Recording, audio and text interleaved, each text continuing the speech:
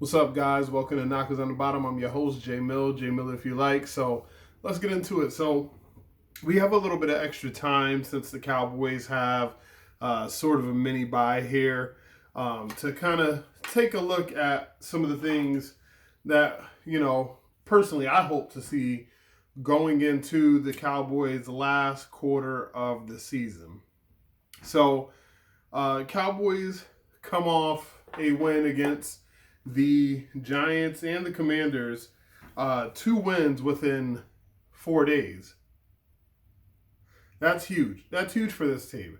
A team that couldn't find a way to win any games for about a month found a way to win two games within 4 days. That kind of has at least put a better taste in my mouth. I got to imagine for the players, it's put a better taste in their mouth as well. You got to understand from a fan's perspective, right? A lot of fans have been looking at this and going, why don't the Cowboys just tank? They suck. They're bad.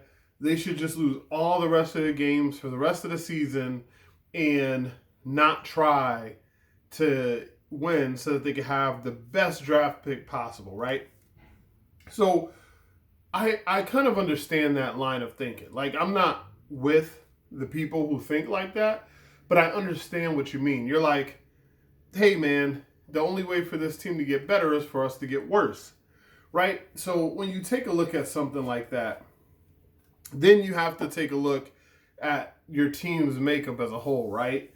So you have somebody like DeMarvion Overshown, somebody like Micah Parsons, somebody like CeeDee Lamb and Rico Dowdle, and to go even further, you've got Awesome Richards and Terrence Steele and Cooper Beebe, and it sort of gets you thinking, right? The other side to the coin of losing and not doing well is, what do you tell those players? And what I mean by that is, if you sit DeMarvion Overshown, or you sit Michael Parsons, or you sit Rico Dowdle, right? Maybe it doesn't matter as much if you sit Overshown. It probably matters to Overshown, but I'm saying it's from a Cowboys perspective. Maybe it doesn't matter as much if you sit Michael Parsons, right? Because, it's Michael Parsons. He's going to be here. Overshown's going to be here. But Rico Dowdle is playing for a contract. This is the final year of his deal. He wants to play for a deal. Awesome Richards is going to be in a competition next season. Now, hopefully he's shown enough right now. I think he's personally should be on the roster. But you got to imagine, man, these guys want to put good games on tape. And a lot of times, too, with teams like this, I distinctly remember the Detroit Lions sucking, right? They were like 2-6 or 2-7, something stupid like that.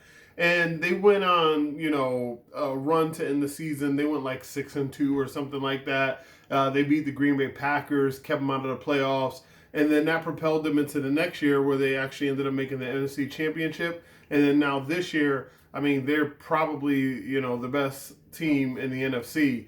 The Eagles might have something to say about that at some point, but right now I'd put Detroit 1, Philadelphia 2. So I say that to say that just because you win games and you might not necessarily have as awesome of a draft pick as far as your slot in the draft as some other teams who decided to mail it in, it doesn't A, mean that you won't get a good player, but B, it doesn't mean that you don't gain anything by winning. Right? The Cowboys didn't sign anybody much in free agency this offseason. They were like, we're going to rely on our 2022, 2023, and 2024 draft classes, right? And if you take a look at that in a big picture sense, I mean, going into the season, everybody thought the 2023 draft class was a failure, right? Which is already stupid, right? I'm sorry, I'm going to call it what it is. Normally, I don't speak that strongly, but that is stupid. Now, one of the reasons that's stupid is because you're judging a rookie class off of 1 year. Imagine if teams in the NFL operated that way. Now, some teams do, but usually those are your poorest franchises. Those are your talent poor franchises, and those are your franchises with the least amount of stability as far as head coaching, quarterback. I mean, imagine how the Browns feel now that they traded for Deshaun Watson and got rid of Baker Mayfield, right? That probably looks really dumb to them in hindsight. They probably would be better off right now as a franchise if they kept Baker Mayfield and just kept it going. But they didn't want to. He went on. He got better. And now they're sitting there with that Deshaun Watson contract, right? I say that to say I watch people poop on Luke Schoonmaker. Again, 1 year. They pooped on Mozzie Smith. 1 year. You know, and it doesn't mean just because these players are both performing now, you could say the same thing. Hey, Jason, it's been 1 year. But the guys are young enough in their career and they're young enough in the NFL that their arrow is pointing up. And I would rather ride with an arrow that's pointing up than make a snap judgment off of 1 year, right? The Cowboys spent these picks.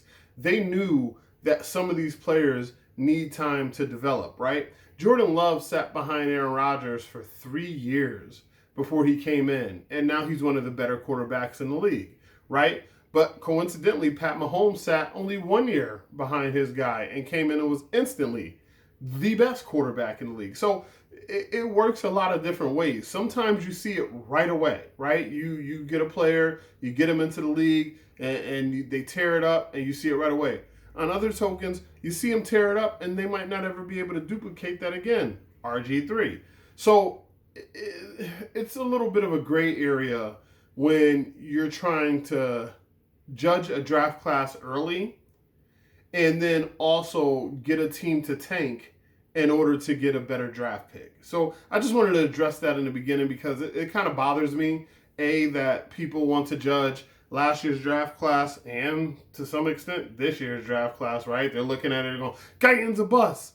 Dude, Tyron Smith was not the best left tackle Hall of Famer the first year he came out. That just wasn't what it was. He was the right tackle, and Doug Free was the left tackle. And he played well a lot of times at right tackle, and he also struggled a lot of times at right tackle, right? So you gotta be careful. Damone Clark, linebacker, came in, had his neck busted.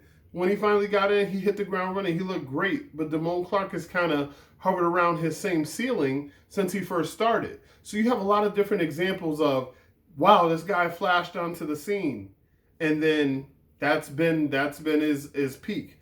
Or wow, this guy didn't flash at all, and now he's come along a couple of years down the line, or the next year down the line. So some of the things I'm looking for in the outlook of the remainder of the season, number one is for the 2023 draft class to still keep it moving. So let's take a look. First round pick, Mozzie Smith, right? Started the season a little inconsistent, actually very inconsistent, right? Even not just from game to game, but even from play to play. But now he's been very consistent over the last month of the season. It hasn't just been against the Eagles, the Giants, and the Commanders, even though those are divisional opponents. It started before that. It started against he was being consistent against the 49ers too. He was also pretty consistent against the Giants earlier in the year. He played pretty well against the Pittsburgh Steelers. And the more he plays well, the more you notice people shutting up, right? Because Mozzie Smith was the whipping boy in training camp. He was the whipping boy in preseason. He was the whipping boy all offseason about how much he sucks and how horrible he is. And, we never drafted a Michigan D lineman again. Now, if you notice, they're all looking for other whipping boys, right? They're not whipping on Mozzie Smith as much, and that's because Mozzie Smith has actually started to show up and play. So that was your first round pick. Your second round pick, Luke Schoonmaker. Since Jake Ferguson has went out, Luke Schoonmaker has come in and played pretty well at tight end and gained the trust of the quarterback and gained the trust of his teammates and his coaches that he can do the job if he's called upon, right? Your third round pick, DeMarvion Overshown. Need I say more? Might be your best defensive player not named Micah Parsons this season. As a matter of fact, I would say he is your best defensive player not named Micah Parsons this season. So if you just look at the first three picks alone, The Cowboys have actually had some pretty good success.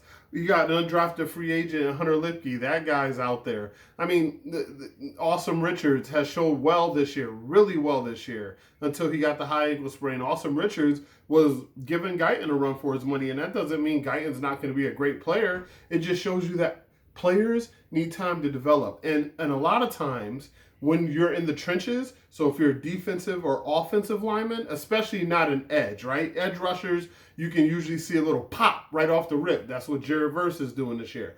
But a lot of times with the interior guys, your defensive tackles, your offensive linemen and your offensive guards and tackles and center, those guys usually need a little bit more time. The NFL is a lot stronger. This is not college where you're going against another 18-year-old, another 19-year-old. This is the NFL. You're going against a 28-year-old, a 29-year-old, a veteran who's been there for 3, 4, 5 years. He's been in the strength and conditioning program, seen a lot more film than you, faced a lot more players than you, can exploit your weaknesses better. You probably don't even know how to watch film properly yet. So it's just those things that, I'm looking for towards the back half of the season to kind of see some of these young players from last year's draft continue to develop. And then to couple with that, some players from this year's draft just getting on the field, right? Maris Leofau has been on the field pretty consistently, and I've actually liked the way Maris has played. But Marshawn Nealon, I enjoyed his play early in the year. He's been bit by the injury bug. It kind of sucks a little bit. Tyler Guyton's been up and down all year, but that's what you expect when you're saying, hey, this guy not only hasn't played a ton of left tackle in general, right? We're moving him from his primary position of right tackle to left tackle. And we already knew that he was raw in certain areas, right? He was big and athletic and had some power, but we knew he had kind of a little bit bad hand placement. His footwork is going to be changed completely going from the right side to the left side. And we need to kind of get his balance in order because a lot of times he can tend to play top heavy. He gets his head and his shoulders, in front of his waist and in front of his knees so that, he can be caught off balance by defensive ends. And then all of a sudden, in order to recover, he has to hold, he has to grab. And, every lineman does it. That's not unique to Tyler Guyton, but he needs to learn how to hold better in the NFL, and that can only come with experience, right? He doesn't have certain traits. The things I'm talking about that he's wrong, the mistakes he's making, that's not incorrectable. That's something that the more reps you get, the more time on task, the better you'll get at these things, right? And then as we continue going down the line, Kalen Carson's got a shoulder. He's pretty banged up. I don't know if we're going to see much of him. He's probably going to be in and out for the rest of the season. Cooper Beebe looks great. Some of the snaps, have had some issues if your guy lines up right over his face. But again, like Guyton, Cooper Beebe is playing the center for the first time since high school, and he's doing it at the hardest, highest level to do it at. And he's doing a pretty damn good job of it. So I look forward to seeing these guys continue to develop. Now, on the other side of the ball, offensively, I look to see the Cowboys continue to evolve. Now that Brandon Cooks is back in the fold and you have Rico Dowdle finally getting the carries in the time that he's supposed to. We're not doing this Ezekiel Elliott BS anymore. We're just going straight with our guy. Even though Ferguson's out, you got Schoonmaker making some headway. So when Ferguson gets added back into the mix, now when you go into 2 tight end sets, you truly have some threats. And then Brevin Spanford has also come along as a receiver and as a blocker. So the Cowboys actually have a pretty viable tight end setup to challenge other teams. And then you sprinkle in with this extended rest. We don't play until Monday night. CeeDee Lamb getting fully healthy, and you already have Hunter Lipke back. Zach Martin's going to be coming back. You've got a couple of viable backups in TJ Bass and Brock Hoffman. Offensively, this team, I'm not going to say they're going to be a powerhouse because Dak Prescott's still not there, So the quarterback is kind of what makes it go. But I really do believe with some of the depth pieces being available on defense and then some of the depth pieces being available on offense, Cooper Rush can bus drive this thing to a pretty decent record here in the last, as Mike McCarthy likes to call it, trimester of the season. So speaking of some of that depth, getting off the rookies for a little bit, you have people like Carl Lawson starting to show up a little bit more. He's got a lot of pressures lately, some sacks. He's really making his presence felt. At the beginning of the season, I did talk about how eventually Carl Lawson would jump into that role as your starting defensive end. It just makes me salivate and go, man, what if we had Sam Williams and DeMarcus Lawrence and Marshawn Kneeland healthy, plus Carl Lawson, plus Michael Parsons?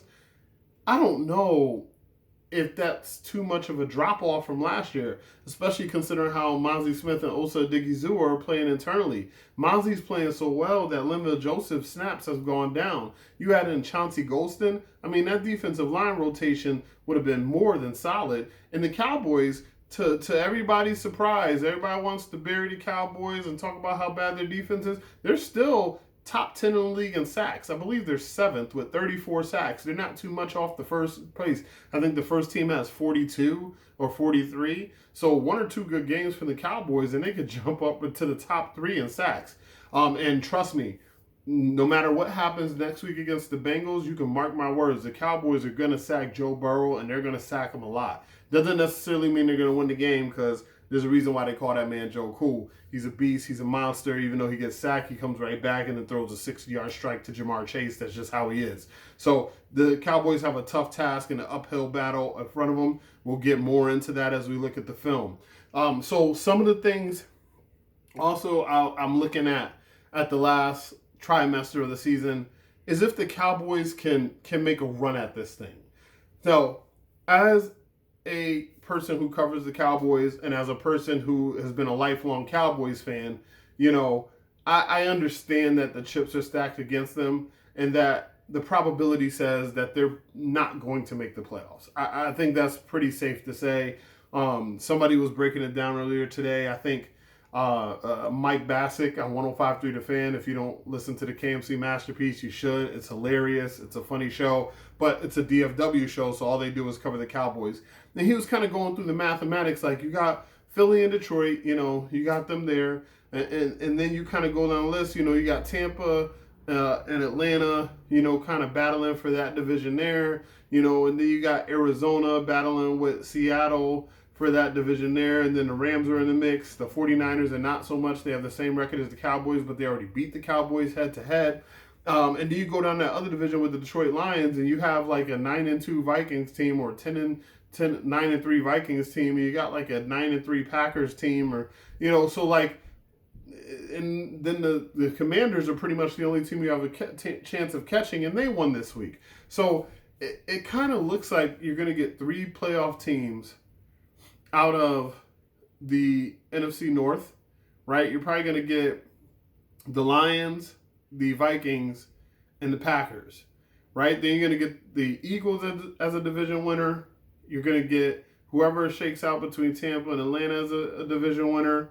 And then you're going to get whoever shakes out between Arizona, Seattle, and LA as a division winner. So that's 5 slots right there, right? Are already pretty much sold up. You know, and then you got the Commanders with their 8-5 record at 6. So, I mean, the Cowboys really have a slim chance at this thing. So I'm not saying they're going to make the playoffs, but I want to see if they're going to make a run, right? Because they've been continually fighting for Mike McCarthy. And even though some of us, you know, I haven't made my decision on that yet, even though some of us want to see Mike McCarthy gone, by us, I mean Cowboys fans, I mean, the team is playing for him. The team is fighting for him. And there will be something to be said if this team wins 8 games, considering everything that's happened so far this season, how bad they started, what they didn't do in free agency.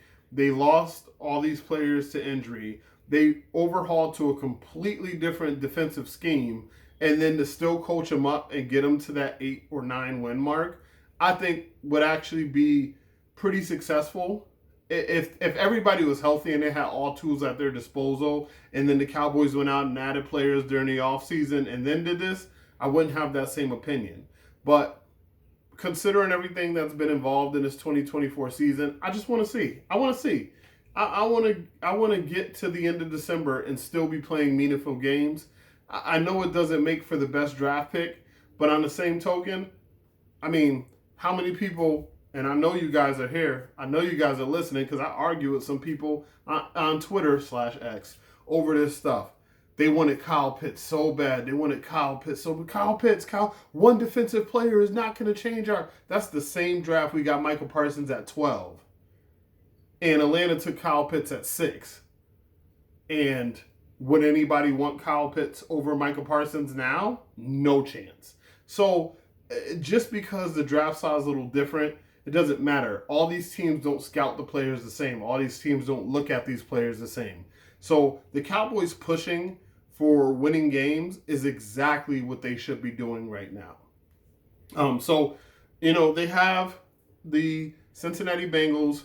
That game's a toss-up. I think that's going to be a tough one. But then they got the Carolina Panthers and the Tampa Bay Buccaneers, 2 teams I think they have a chance against. And then they ended with the Eagles and the Commanders. And I think that second Eagles game is going to look way different than that first Eagles game, although the Eagles are looking pretty beastly right now. So I don't know what I can do about that. But that Commanders game, they already beat the Commanders once. So you're talking about the Cowboys 3-2 in those, which would mean they went 5-2 down the stretch after starting so horrible. I would really enjoy that. It would give something to build on going into the offseason. Your young players know how to win now, and your team knows how to win. And maybe, I don't know what's going to happen with Mike McCarthy, but I do think something like that might actually save his job. But that'll be a conversation for later, because there's some guys out there who I think will make really interesting additions as a head coach for the Cowboys. But I don't know if the Cowboys would necessarily hire them. So, but thank you guys so much for tuning in. That's all I got for you.